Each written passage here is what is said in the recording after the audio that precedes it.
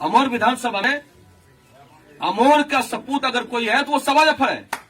सपूत तो ढेर है, मक्कार बहुत है, मक्कारी करके बिरयानी खाने चले गए।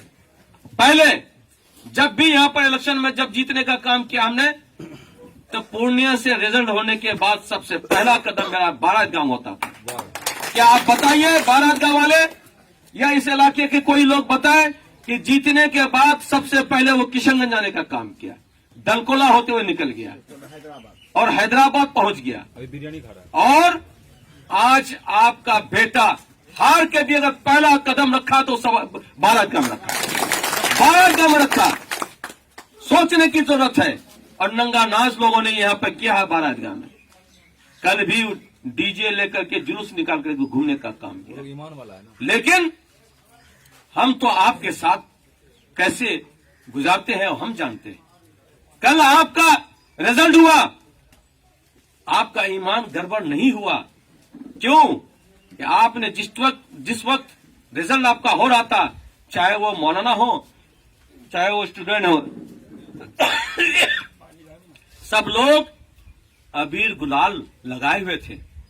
क्या आपका मजहब में यही कहा है? अगर सवा जफर अगर अबीर और गुलाल लगा लेंगे तो आप कहेंगे कि ईमान खारिज है। और मौलाना साहब आप हमको बताएं, आपने ऐसा क्यों किया? कौन सा मजहब में लिखा हुआ आपका? कहां पर कुरान हदीस में लिखा है कि आपने अबीर गुलाल लगाने का काम किया है? और आप हदीस देते हैं, बताते हैं लोगों को कि जिस जगह अबीर गुलाल लग जाता है तो उस जगह नापाक हो जाता है, उस जगह चमड़ा काटा जाएगा कयामत के दिन, तब भी पाक नहीं होगा। और आपने गुलाल लगा करके नौटंगी करने का काम किया। अब आपकी पार्टी ईमान की जब बात करते हो तो आप हमें बताएं कि आपके बगल में सियासत आप करते हो तो आप अपने बगल में ऐसी लड़की को लिपस्टिक लगा करके क्यों बैठने दिया? आपने क्यों बैठने दिया? आपको शर्म नहीं आती बोलने के लिए? आपको शर्म नहीं आती है? गैर महरम के बगल में बैठने की जरूरत आपको नहीं है। आपका ईमान वहां पर कमजोर हुआ क्या नहीं हुआ? आप बेवकूफ बनाते हो। इस इलाके की लड़कियों को तुमने बेइज्जत करने का काम किया, उसको नंगा करने का काम किया। ऐसे लोगों की बचने की जरूरत है। आप समझते नहीं इस बात को। उसने गुमराह करने का काम किया है। उसका मक्कारी समझ में आपको अभी नहीं आया है। मक्कारी समझ में आएगा 1 साल के बाद।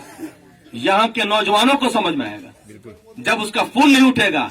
उसका फोन उसका ना भाई उठाएगा, ना पीए उठाएगा, ना कोई उठाएगा। जज्बात में आके तो वोट देने का काम किए हैं, लेकिन वो जज्बात का वोट आपको पछतावा होगा।